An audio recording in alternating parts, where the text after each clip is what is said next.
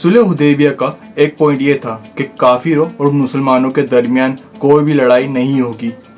इससे मुसलमानों को थोड़ा टाइम मिला और उन्होंने रिलैक्स होकर इस्लाम की दावत देना शुरू कर दी।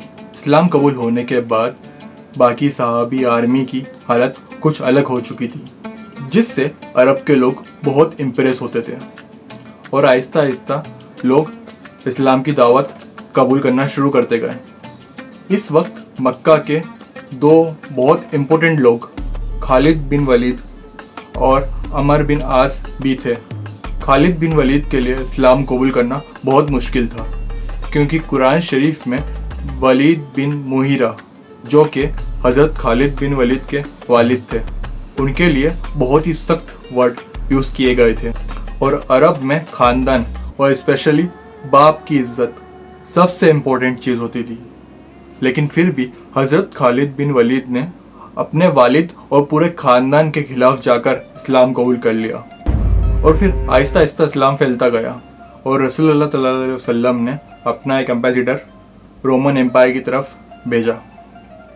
लेकिन इस एम्बेसडर को गस्सानी किंगडम ने बहुत ही बुरी तरह कत्ल कर दिया। ये गस्सानी किंगडम अरब और रोमन एम्पायर के बिल्कुल बीच में था। यह गस्सानी किंगडम रोमन एम्पायर का एक वसल स्टेट था। वसल स्टेट मतलब एक पपिट स्टेट। गस्सानी किंगडम का एक एम्बेसडर को मारना मतलब एक जंग का ऐलान जैसा करना था।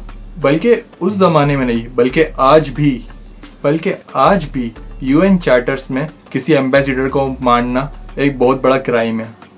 रसूलुल्लाह सल्लल्लाहु अलैहि वसल्लम को जब इस बारे में पता चला तो उन्होंने 3000 की फौज जमा करना शुरू करी और रोमन एम्पायर पर हमला करने का फैसला किया।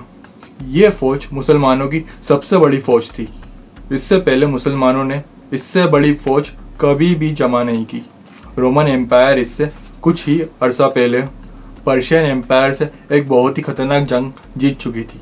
रोमन एम्पायर और पर्शियन एम्पायर उस जमाने के दो बहुत बड़े सुपर पावर्स थे, जिस तरह आज अमेरिका और चाइना है।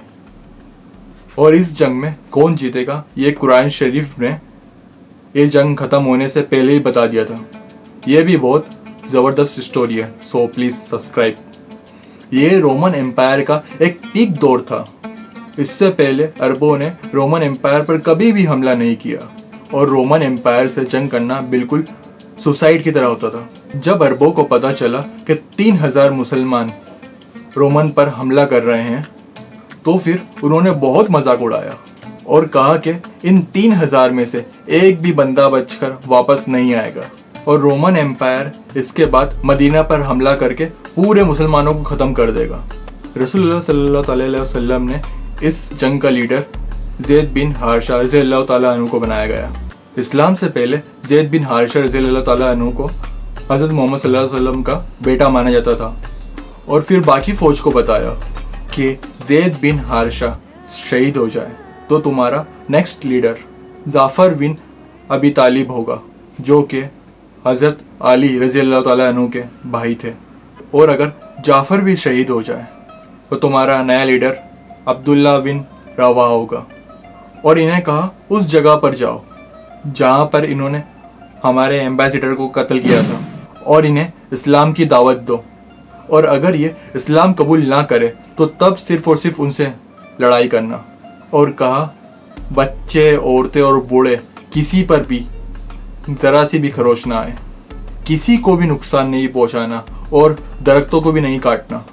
हज़रत ज़ैद रज़ियल्लाहु ताला अन्हु अपनी 3000 की फौज लेकर रवाना हुए तो रास्ते में उनको पता चला कि रोमन्स 2 लाख की फौज लेकर मुसलमानों को मारने के लिए आ रहे हैं।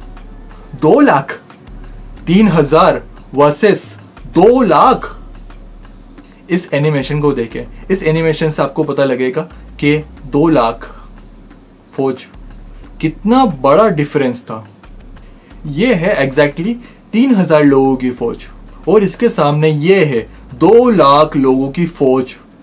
और कुछ वेस्टर्न हिस्टोरियंस कहते हैं कि ये 2 लाख की फौज नहीं बल्कि उससे कम थे। लेकिन सब ये बात मानते हैं कि रोमन्स मुसलमानों से बहुत ज़्यादा थे। मुसलमानों में से एक सहाबी ने बोला कि हमें मदीना से और फौज बुलवाना चाहिए। लेकिन मुसलमानों के तीसरे जनरल अब्दुल्ला बिन रवा ने कहा, हम जंग या तो जीतेंगे या फिर शहीद होंगे, जंग छोड़ के जाने का कोई भी ऑप्शन नहीं है। और फिर मुसलमानों ने एक प्लान बनाया। वो इस जगह को छोड़कर जहां पहले लड़ाई होनी थी पीछे हटे और मूता के ये दो पहाड़ों के दरमियान रुक गए। फिर इसका क्या फायदा था? फायदा ये था, अगर ये दो पहाड़ ना होते और मुसलमान वो 2 लाख फौज पे हमला करते तो रोमन मुसलमानों को चारों तरफ से घेर कर खत्म कर सकते थे। तो फिर इन 2 पहाड़ों की वजह से रोमन्स ज्यादा स्ट्रेच नहीं हो सकती थी और लड़ाई में इनके ज्यादा नंबर्स का कोई फायदा ना होता। तो फिर दोनों फौजों ने हमला किया और दोनों फौजों में फिर लड़ाई शुरू हुई और हज़रत ज़ैद बिन हारिसा ने मुसलमानों का झंडा उठाया और बहुत ही फेयर से लड़ाई की, लेकिन वो शहीद हो गए। तो रसूलुल्लाह सल्लल्लाहु अलैहि वसल्लम के ऑर्डर के मुताबिक मुसलमानों के दूसरे जनरल जाफर बिन अबी तालिब ने झंडा उठाया और लड़ने लगे, लेकिन जिस हाथ से उन्होंने झंडा उठाया था वो हाथ उनका जंग में कट गया। तो उन्होंने फिर वो मुसलमानों का झंडा दूसरे हाथ से उठाया और लड़ने लगे, लेकिन दूसरा हाथ भी कट गया और फिर जाफर रजी अल्लाह ताला अन्हु भी शहीद हो गए।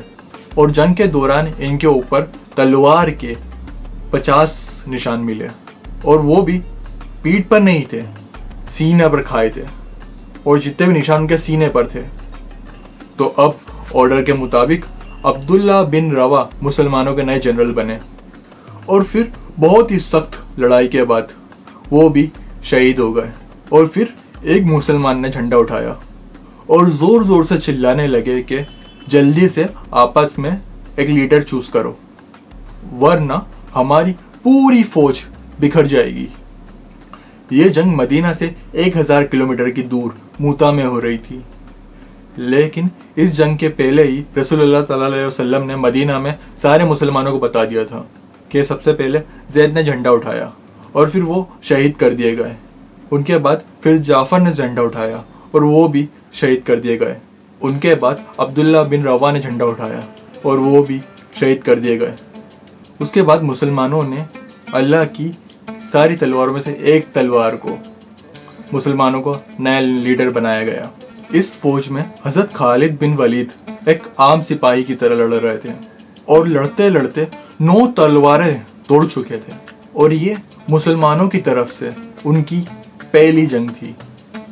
तो सारे सहाबियों ने विदाउट एनी डाउट हज़रत खालिद बिन वलीद को जंग के दरमियान ही अपना लीडर और जनरल बनाया गया।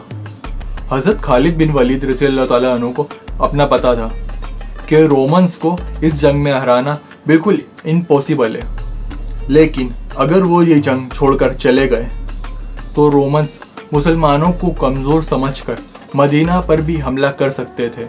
तो अब फिर मुसलमानों को एक ऐसी गेम खेलनी थी कि मुसलमान वापस भी चले जाए और रोमन्स इनको कमज़ोर समझकर इन पर हमला भी ना करें। तो उस रात खालिद बिन वलीद ने अपनी फ़ौज को रिसफल किया, मतलब राइट वालों को लेफ्ट और पीछे वालों को आगे किया। और फिर अगले दिन जब जंग शुरू हुई तो फिर पहाड़ों से कुछ धुआं शुरू हुआ और कुछ ड्रम्स की भी आवाज़ आना शुरू हो गई। तो फिर रोमन्स को लगा कि मुसलमानों की मदद के लिए मदीना से एक बहुत ही बड़ी फौज पहुंच चुकी है और मुसलमानों की फौज आहिस्ता आहिस्ता और बहुत ही प्लान तरीके से पीछे हटने लगी। ऐसा लग रहा था कि जैसे रोमन्स मुसलमानों की फौज का आहिस्ता आहिस्ता पीछा करें और वो इनको ट्रैप कर दें। तो फिर रोमन्स ने सोचा कि मुसलमान हमारे साथ बहुत ही बड़ी गेम प्ले कर रहे हैं, ये चाहते हैं कि हम इनका पीछा करें और ये हमें ओपन डेजर्ट में लाकर अपनी जितनी भी बड़ी फौज है उन सब से हमें ख़त्म कर दें। तो फिर रोमन्स ने ये सब देखकर मुसलमानों का पीछा नहीं किया और मुसलमानों की फ़ौज वहाँ से आहिस्ता आहिस्ता पीछे हटकर मदीना पहुँच गई और मुसलमानों की फ़ौज को रोमन्स के मुकाबले में बहुत ही कम नुकसान हुआ।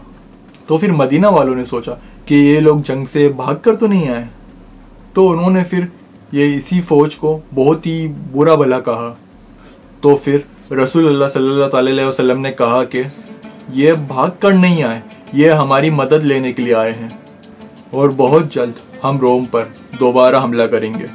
ये जंग तो रोमन्स और मुसलमानों के दरमियान थी, लेकिन पूरा अरब इस लड़ाई को बहुत ही गौर से देख रहा था, क्योंकि मुसलमानों ने माइटी रोमन एम्पायर्स की पावर को चैलेंज किया था। तो फिर उन्होंने देखा कि 2 लाख लोगों की फौज से लड़ने के लिए 3000 की फौज गए और फिर ठीक ठाक सब वापस भी आ गए।